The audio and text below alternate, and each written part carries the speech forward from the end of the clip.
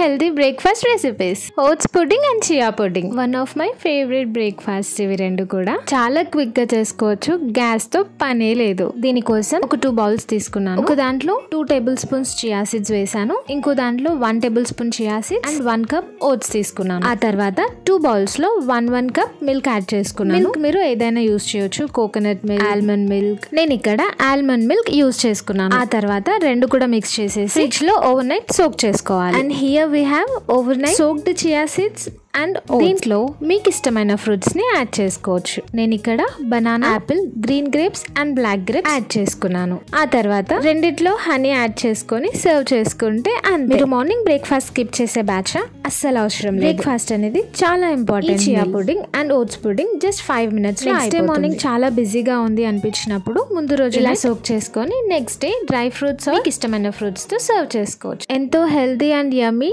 Chia pudding and oats pudding ready. Thank you.